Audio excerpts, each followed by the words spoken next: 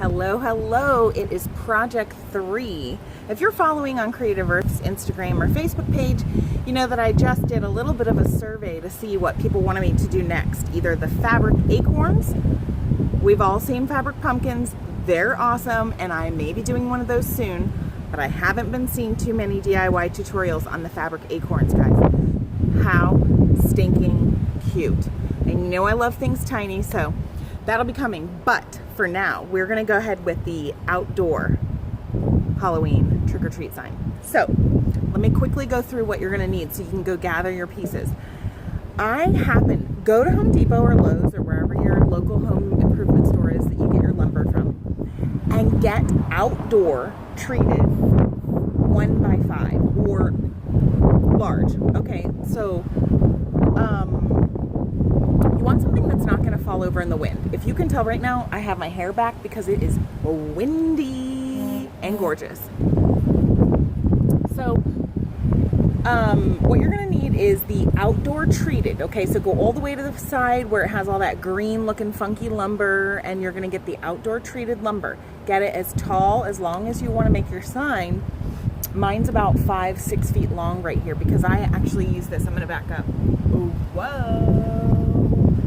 I actually used this for one of my craft classes back in the day, and we did our last names or welcome or what have you.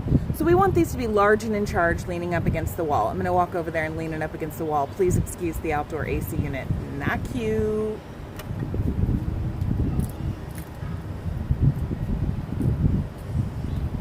So you can see it's quite large.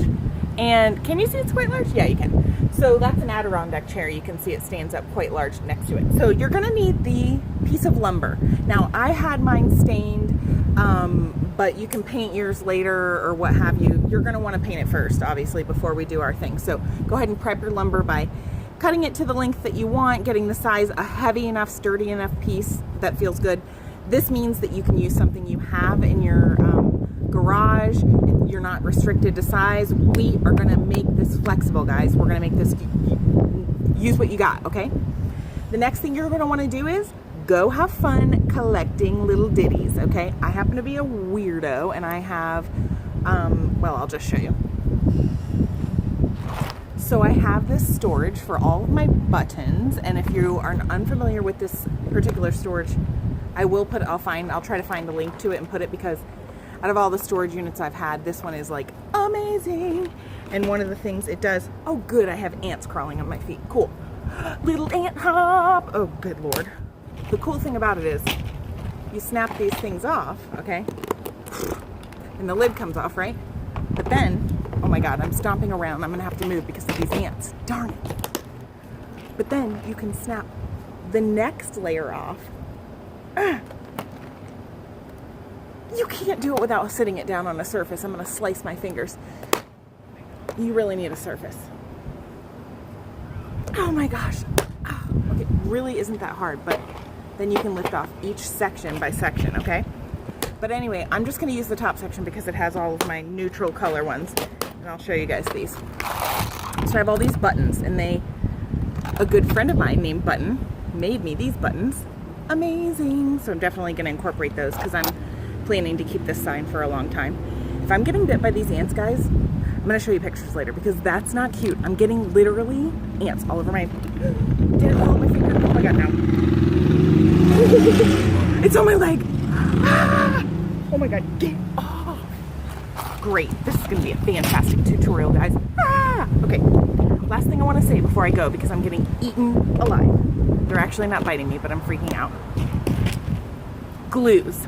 What do you guys have? I'm gonna show you that I'm like a total weirdo and I have tons of different glues, okay? So what I wanna do for you guys is I'm gonna do different letters and different glues, and that way you can see longevity wise. I'll go back in like a week or two or whatever after I've had it outside, and I'll comment on which glue. And then also if you have one of these, you'll know that you can use them too, because you'll see how they're being used. So these are all the ones. I can post links to them later, to the ones that I have.